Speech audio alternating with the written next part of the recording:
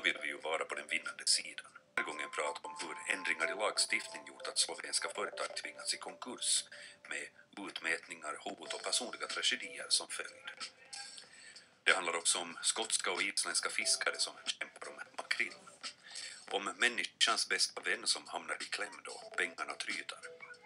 Och om hur nordisk industri kan konkurrera med låglöneländer i Asien genom att flytta tillbaka produktionen till hemlandet. Vi börjar i Grekland. Dimitrios Dekleris gör sig redo för en ny dag i hans hemstad Aten. Hans liv har de senaste åren långt gått ut på att kämpa. Kämpa för att få ihop pengar, för att komma någon vart och kunna leva ett normalt liv. Då finanskrisen drabbade Grekland åkte han till parlamentsbyggnaden och råkade genast illa ut.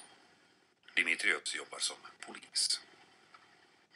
Yes, many times I've been in danger, and there is a saying that if somebody says he's not afraid, he's either a liar or he's a crazy person.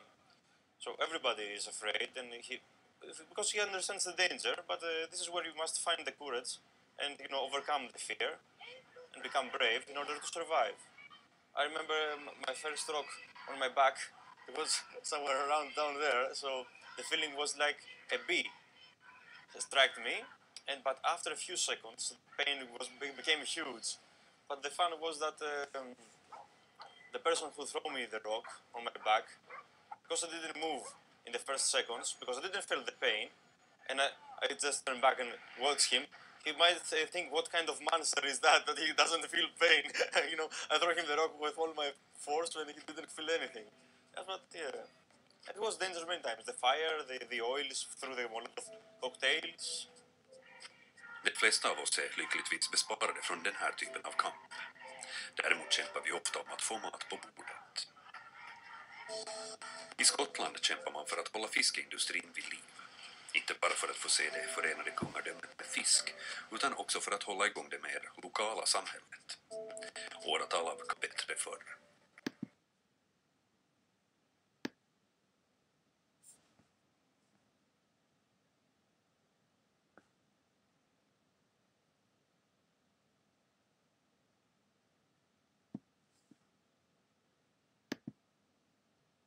Då får man tänka om. Tillbaka till Grekland där Dimitrios tycker att läget blivit värre år för år.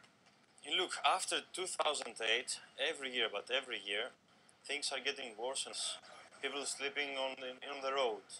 And I don't know even the one who have a little bit of money, how they make it out. Maybe they have changed the old way of life. They're not going out for drinks, they are taking only the basics. Nowadays, most of the block of flats in the whole Athens haven't buy petrol. To have warm in their houses. Yes, maybe persons are taking an alternative ways of living, and they keep doing it. But it's very hard. It's very hard. And the bad thing is that you see, you're not friends, but persons like you going around searching for food in the garbages, sleeping on the road. In a few days maybe we'll have snow. What are they going to happen to them? It's very sad. It's very, very sad. Kriminaliteten har kanske inte heller minskat, men den har ändrat karaktär.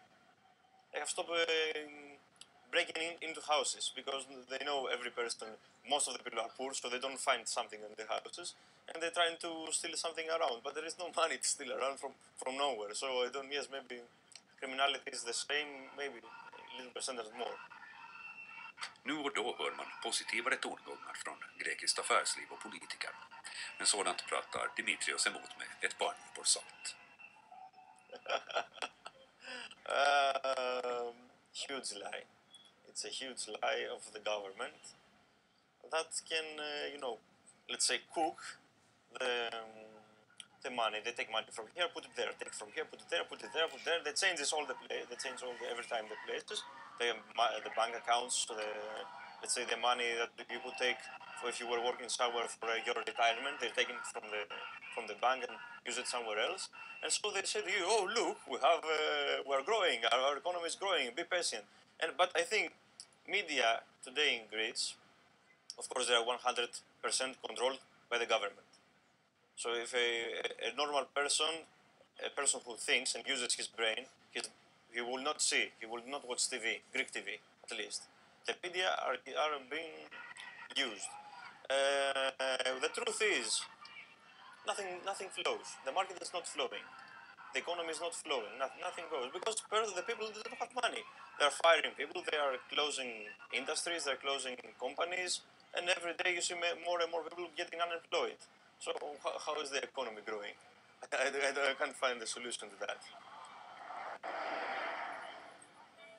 Över till Slovenien som frigjordes från Jugoslavien 1990. Landet klarade sig lindrigt undan de jugoslaviska krigen. Numera är man medlem i NATO.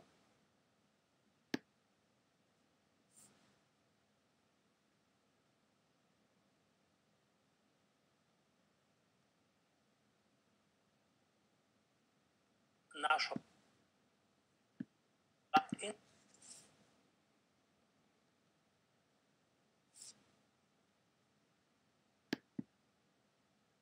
nameravamo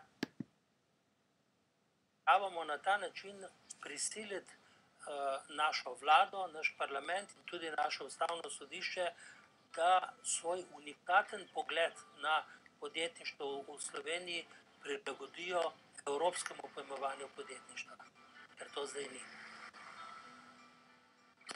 I åratal har man försökt få bukt på korruptionen i Grekland. Den kampen börjar småningom ge resultat, men Dimitrios tror att det dröjer ett tag till innan det problemet är löst. It will change when a whole generation will die. Not say die, pass away. And that's the generation of my fathers, let's say. Nowadays guys that are about 50 years old, 45, 50, 55 and older, they are corrupted to the bone. I mean, they grow up with that, way of thinking. When these people start getting very old, don't have communication with the community and stay inside their homes or even, pass away, I think that the new people of my age and the younger ones have already realized what has happened, why this has happened, so we have to change it. You can see it also from the chats on the media, on the internet, on Facebook, on Twitter. You see that whatever happens, all the people react. But the one strange thing is you would definitely ask why they're not going on the street and demonstrate. And that's where the media are playing their role. I think they make a small kind of brainwash. And I think nowadays in Greece, if you have a look around, you will see a feeling of patience. And everybody's waiting for something because they have believed the Prime Minister that we're going well, everything is working, don't worry, in 10 years we will be... Nothing is working. People are dying. They don't have electricity, they don't have heat, they don't have the basics. Which economy is growing? And that's why we have to move on. But I think it will change, the corruption thing will change by the new persons, the new generation, not the old one. The old one can't change now, it's too late. Nytt blod är det som Dimitrios skulle vilja se i den grekiska politiken. Maybe we have elections and things change. I believe there is a small possibility to change. But trust me, if there is the same government in the new elections, I will live with no second thought, my God. I will live it with no second thought. Because it's proven that the way things are we have to obey and do today from Troika and stuff like that, they are killing us. They are killing the community, they are killing the health system, the education system, they are destroying everything. So it's just, I'm just one small spot on the map. Why not to move another spot and live a better life? That's all I want. I don't want to be rich. I just want to live a normal life. I don't have, very, very big plans to become Bill Gates or something like that. Okay, normal stuff. Då man råkar ut för en kris är det ofta ens räddning om man har en vän att anförtro sig åt. Någon som förstår en, någon som kan hjälpa bara genom att vara där. Människans bästa vän brukar vara en fyrbent kumpan som hänger med i vått och torrt och som alltid viftar på svansen oavsett hur dålig dag husse eller matte har haft. Ändå var det just hundarna som fick ta en del av smällen då Cypern låg ner för räkningen våren 2013. Hög arbetslöshet, finanskris och sparkrav gjorde att folk övergav sina hundar. We've had examples of people reporting that they could hear a dog barking, but there was no one in the house. and we had to get the police over to get access to the property to find out that the owners or tenants have left the house and kept the dog inside without any food or water. We've also had a few cases of people coming to the shelter saying, please, I have no job, I have no money, and I don't know what to do with my dog. When you ask for help, you do get help. That's my theory. So we get a lot of cases like that. Samma protester gick samma öde till mötes. Before it belonged to the municipality, and the reason why we took over is because they had a kill policy, which we are very much against. Så vem är det som egentligen ska bära hundhuvudet då allt går snett? I would say the banks. They have acted very irresponsibly, and them asking for a bailout. I mean, I can't see, that doesn't make sense to me as a person, in the sense that if I was running a company of my own, a private company, and I was irresponsible, I don't think the government would come and say, or Europe would come and say, here's some money and continue. I would be closed. So I don't see why they should survive. Vad säger annars européer? Hur skulle man kunna tackla den ekonomiska krisen på vår kontinent? Standard of living here is quite high, you have to struggle, to make ends meet. But I'm sure when you have like the right means, like, you have a good job and everything, you can make it here in Norway or in Europe here. The only way would be to restructure their economy so that they don't make really risky decisions for short-term gains. So they have a more long-term perspective, and especially smaller economies like Cyprus and Malta, and on a relative term Greece, they become more sufficient rather than relying on external money. No, I believe they have to look what was the reason they made the Europe united, to help each other, but in the end we see one country to control everything in Europe, especially for economical reasons. Separate. I'm not sure that the European community will keep together. In the long run, let's say in 10 years. Everything is built. The country is finished. Europe is finished. Infrastructure is there. We have to maintain and improve. But if you expect real growth, which goes with really building a society, that's not really here. That is in the developing countries, and therefore they're called developing countries. Dimitrios har kämpat i sitt jobb. Han har som de flesta andra greker kämpat med ekonomin, och han har också vid sidan om jobbet kämpat med studier. Han skolar för tillfället om sig till elektronikingenjör. Inte för att det finns ett skriande behov av sådana med polisbakgrund i Grekland, utan för att han nu ger upp kampen i sitt hemland.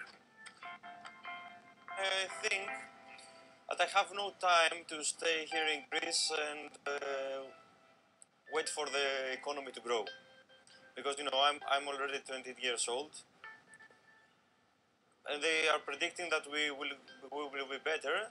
Our economy will grow in 10 years. In 10 years I will be 38, when I'm going to have a family, when I'm going to have better salary. The predictions are that we are going to get worse. Also, I think Troika has predicted that in 2020, that's 6 years from now, we are going to be in the same amount of debt as we begin in 2008. So how is our economy growing? What am I going? Shall I wait till 2020, 2024? I can't do it. So I will start searching as soon as I have my degree. I will start searching for work to European countries. I think it's a very hard decision, because everybody has its family, has its friends here, but it's also the other side of the coin that, okay, I have my friends, I have my family, but what about life? No, not normal life here. I want to go like a normal civilian to another country, obey the laws of this country, pay my taxes like a normal person, have my salary, and let me live my life. But I think this is what most people want, just to live their life quietly. But here in Greece they don't let you. They don't believe you. They have killed our dreams. You have to move on. If you move on, you have to develop yourself according to the environment in order to survive. That's surviving, I think. And this is what I'm going to do. Att kämpa eller fly är en av de starkaste instinkterna som vi har som människor. Dimitrios har kämpat färdigt, så nu flyr han utomlands. Rätt eller fel val? Ja, det kan bara han avgöra. Det får han själv bestämma.